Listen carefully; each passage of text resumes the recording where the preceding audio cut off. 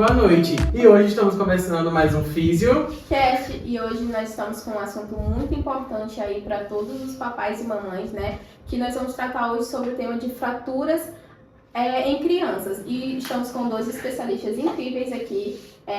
O Eliandro, que é especialista em ortopedia, né? Eliandro, seja muito bem-vindo. Boa noite, eu queria agradecer novamente de estar aqui no Fisiocast, né, com vocês, principalmente abordando esse assunto que é muito importante para toda a sociedade.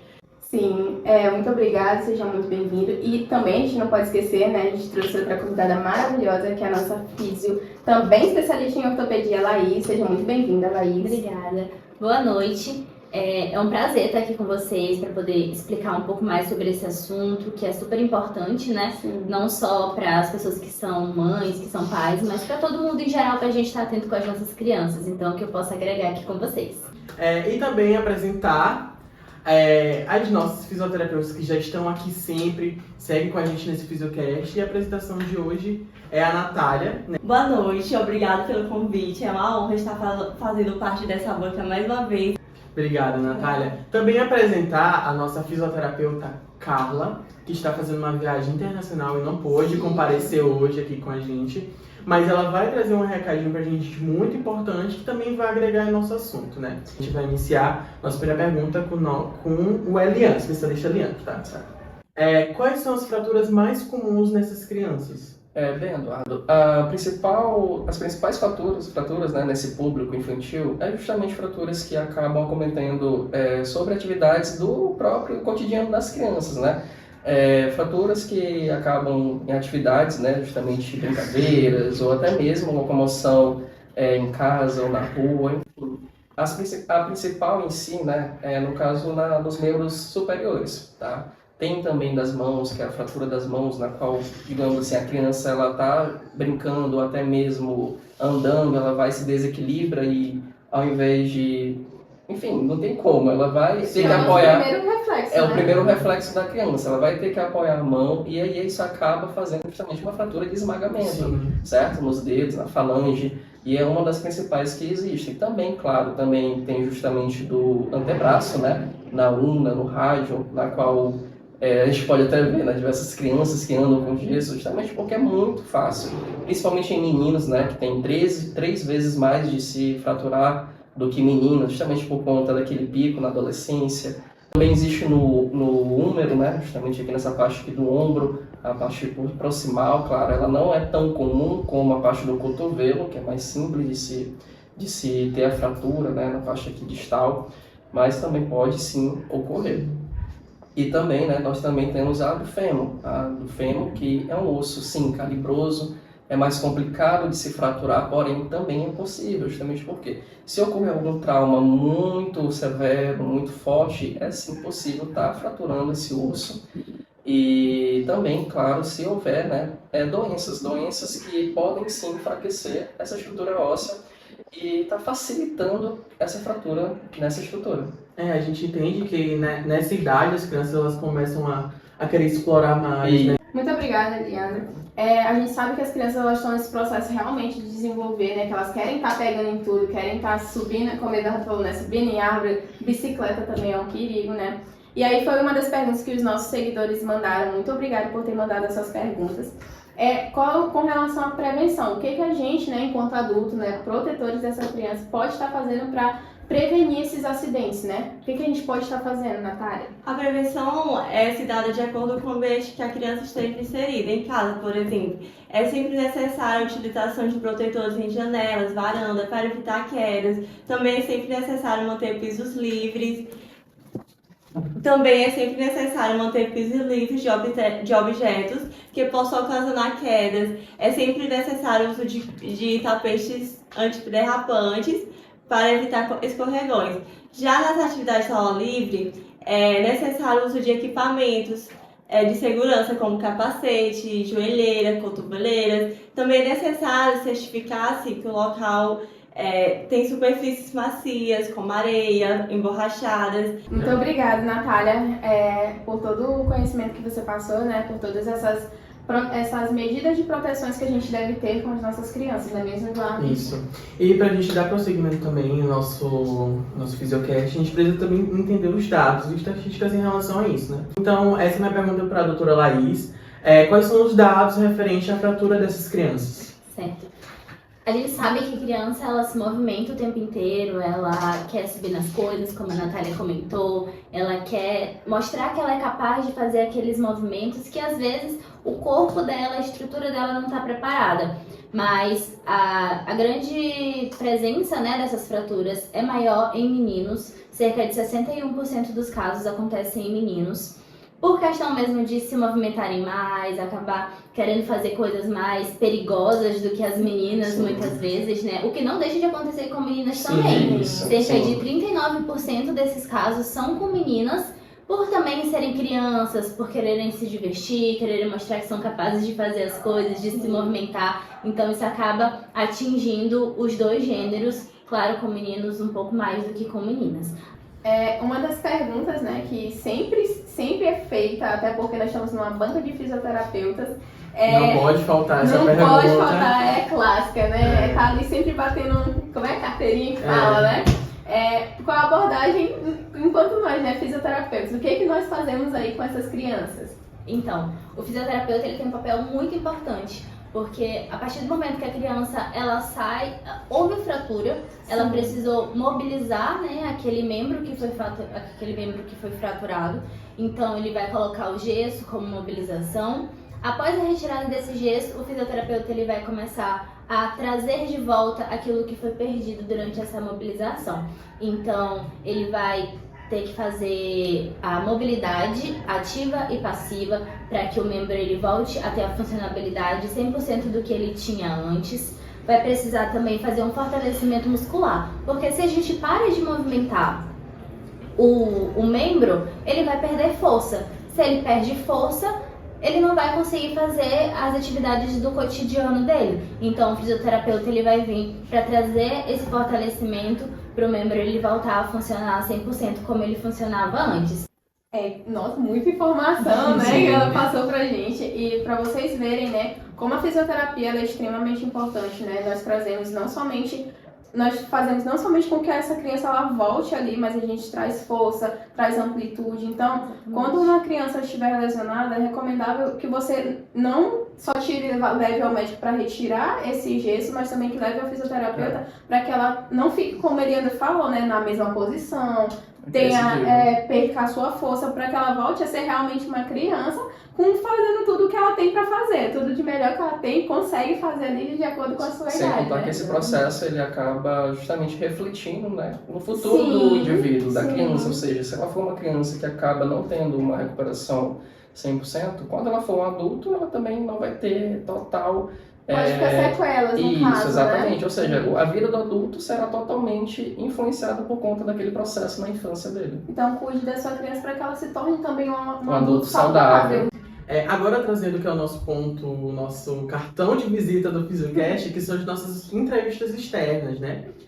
Hoje não será a nossa especialista Natália, mas sim a nossa convidada especial, a doutora Laís, que vai fazer a nossa entrevista externa, né, Kevin? Claro que não bastou ela trazer conteúdo aqui dentro, ela resolveu trazer um conteúdo maravilhoso fora daqui, né? Fora desse estúdio, que a gente também precisa ouvir, não somente a gente enquanto profissionais, mas as pessoas afora, né? O que elas pensam sobre o assunto que a gente está tratando aqui. A doutora Laís entrevistou uma mãe de primeira viagem, que está aí nos seus 4 meses com seu bebê Noah, né? E agora vamos lá, iniciar a nossa entrevista com a mamãe Fabiana. Oi, pessoal! Estamos aqui em uma entrevista externa para saber um pouco mais sobre como as pessoas têm pensado sobre esse assunto, né? A gente está aqui com a Fabiana, que é uma mamãezinha de primeira viagem. Ela vai responder algumas perguntas sobre o que ela sabe, o que ela acha sobre o assunto de fraturas em crianças. Oi, Fábio, tudo bem? Tudo bom, doutora? Então, a gente sabe que a criança ela se movimenta, ela vai para cima e para baixo. Depois que ela deu os primeiros passos, elas vão querer aventurar por aí. E como é que tem sido dentro da tua casa esse preparo para prevenir essas possíveis fraturas e possíveis quedas?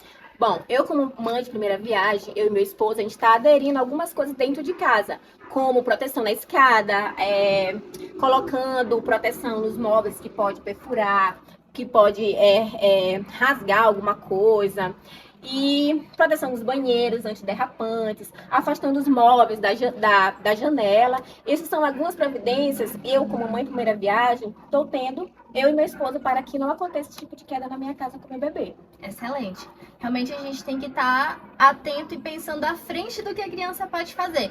Então, tirar os móveis de perto da janela é de extrema importância, porque o risco da criança alcançar a janela e acabar caindo de uma altura vai trazer danos para ela, obviamente fraturas, e ocasionando até talvez a um óbito, né? Então a gente tem que se preocupar com isso. Tem também que colocar telas nas janelas, é importantíssimo, porque a gente não sabe, a criança ela se pendura em qualquer coisa, então a gente não sabe como é que pode ser. Então, para prevenir tudo isso, é muito importante tudo isso que tu já tem feito dentro da tua casa. E como nós, mãe, por exemplo, tem várias coisas para fazer, fica ali se movimentando o tempo todo, tem que ficar de olho na criança. Exatamente. Né? E eu estava até pensando em comprar um andador para ver se, quando eu tô fazendo ali uma comidinha, ele tá ali quietinho, né?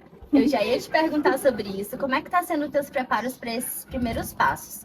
Agora, quanto a esse assunto do andador, é realmente uma coisa muito importante, que foi até importante tu pontuar, pra gente lembrar sobre os riscos do andador. Ele não é aconselhado, a venda foi proibida, então não pode mais ser comercializado.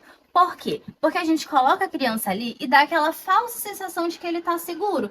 É claro que a mãe precisa fazer seus afazeres de casa, nem sempre consegue ali estar o tempo todo com a criança no braço, mas existem outras formas que pode ser utilizado para trazer segurança para a criança. Então, o andador, ele não é aconselhado. Por quê? Vai ter aquela falsa sensação de segurança. Então, a criança ela vai poder ir para lugares que ele não teria acesso, apenas engatinhando, apenas se arrastando, ou dando os primeiros passos. Então, vai fazer com que ela tenha acesso a coisas mais perigosas. Fora também o perigo das quedas. Então, a criança ela está empendurada ali. Qualquer desequilíbrio, porque ela não tem o equilíbrio formado ainda, ela pode ir para frente, acabar batendo a cabeça, batendo um bracinho e se machucando de uma forma um pouco pior do que se ela tivesse ali, por exemplo, um chiqueirinho. É um ótimo exemplo de segurança, porque a criança está ali num lugar seguro, tu consegue dar uma olhada para ela, ela não está andando livre pela casa. Então, são alguns detalhes que é importante a gente se preocupar um pouco mais. Agora, a próxima pergunta é sobre primeiros socorros. Se acontecer alguma coisa com a tua criança, você sabe como reagir, como vai ser o teu socorro, como é que tu vai levar aquela criança até um socorro, num pronto-socorro? Doutora, foi até bom você tocar nesse assunto, porque eu não sabia desse problema do andador, né? Vou até evitar comprar, porque se acontecesse alguma coisa com meu filho, caísse alguma coisa, a primeira coisa que uma mãe vai fazer é chorar. Eu não vou saber qual é o primeiro passo que eu vou tomar quando vem minha criança ali no chão. A senhora poderia me explicar? Olha, sobre esse assunto dos primeiros socorros, a nossa especialista Carla preparou um conteúdo muito legal para falar sobre como fazer esse primeiro socorro, como é que a gente pode socorrer aquela criança de uma forma mais ágil. Então, fiquem aí com o vídeo da Carlinha. Olá, Laís, tudo bem? Então, agora vamos falar sobre as principais condutas que devemos fazer nos primeiros socorros dos casos de fraturas em crianças. Os primeiros socorros é de suma importância aos pais para saber como lidar com essa situação, mediante uma questão de desespero, que muitas das vezes a criança ela entra em desespero. Logo, é de suma importância o pai saber como atuar e as medidas e condutas que devem ser efetuadas naquele momento. Primeira coisa que os pais devem fazer, os responsáveis da criança ou as pessoas que estão por perto, é reconhecer a fratura. Caso não estejam presentes no momento do acidente, deve inspecionar todo o corpo da criança para saber qual região foi afetada e onde está localizada a fratura. Mas muitas das vezes a criança ela dá sinais, pois aquilo está doendo muito. E mesmo a criança não sabendo falar, ela vai demonstrar aonde que está acontecendo o problema. A partir disso, a pessoa que está perto deve acalmar essa criança, pois ela vai estar em desespero, chorando, para poder ter uma conduta muito melhor, com mais facilidade. Uma coisa muito importante é nunca tentar colocar uma fratura no lugar. Ou seja, mesmo que seja só uma subluxação, você nunca deve fazer isso, pois não sabemos qual foi o acometimento da fratura, como está o osso naquela região. E tentar colocar esse osso no lugar, ela pode ocasionar uma situação que pode interromper ali o fluxo sanguíneo, ocasionando uma isquemia naquele membro. Deve-se também ligar para o SAMU, número 192, ou levar a criança para um atendimento médico o mais perto possível daquela localidade que você está. A partir disso, para ter o melhor tratamento adequado, essa criança ela fique boa. Então essas são as medidas dos primeiros socorros que qualquer pessoa pode atuar no eventual tipo de fratura. Excelente, muito obrigada, Carla. E aí, Fábio, você imaginava que era dessa forma? Imaginava que poderia socorrer a criança daquela forma?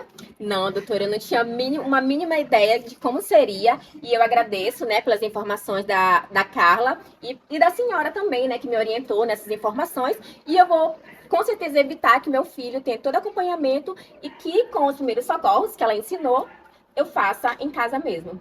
Excelente. Esse realmente é um assunto muito importante para ser abordado aqui. E a gente ouviu um pouco sobre o que as pessoas aqui fora têm pensado sobre esse assunto também é muito importante. Então agora a gente encerra por aqui e volta com o estúdio. Bom, então como podemos ver, a gente consegue perceber mais como funciona a realidade, né? Principalmente de uma mãe de primeira viagem que não tem muito conhecimento em relação a primeiros socorros, né? Que precisa entender melhor de como agir, de como modificar algumas partes da sua casa para evitar essas quedas ou até fratura futuramente na sua criança, no seu bebê, que aí a gente consegue perceber também quando a criança começar a dar os primeiros passos, quando ela estiver engatinhando, então precisa ter esses cuidados no seu ambiente, né? No lazer, na sua casa, para evitar essas quedas, né? Isso, Kevin? Sim, inclusive a gente pede até que vocês dê mais uma olhadinha nesse vídeo da Carla, porque primeiros socorros, ele não é somente para nós profissionais. Exatamente. É muito importante a pessoa que está ali próximo daquela criança saber os primeiros socorros, porque são os minutos cruciais. É ali que tu vai conseguir auxiliar a tua criança a Deus o livre até a perda daquele membro, para que não aconteça dessa forma, para que a recuperação dela seja melhor, seja mais rápida. Então, os primeiros minutos são de extrema importância. Aqui a gente finaliza mais um episódio do nosso Fisiocast. A gente queria agradecer a todos os profissionais, a vocês de casa que estão assistindo, profissionais ou não profissionais da área da saúde, principalmente aqui os nossos especialistas, a Eliandro e a Laís, que nós agradecemos o convite. E hoje estou compondo a nossa equipe, né, a nossa bancada, para a gente poder entender melhor como funciona esse assunto. Isso, gente. Queria agradecer também a nossa especialista, as nossas duas especialistas, né, Natália e Carlinha. Beijo, Carla. Ela tá numa viagem aí, né? Só tem gente importante aqui nessa banca, gente. Então, agradecer a presença de todos, falar que vocês são sempre bem-vindos. E que com certeza, né, Eduardo, vamos chamar ele para uma próxima vez. E a Natália, que tá aqui sempre com a gente, compondo todas as vezes. Agradecer ela, né, porque ela é muito especial. Eu que agradeço o convite. É uma honra sempre estar aqui com vocês. E é isso, gente. Muito obrigado. E aqui estamos encerrando mais um Fisiocast. Cast. Até logo. Tchau.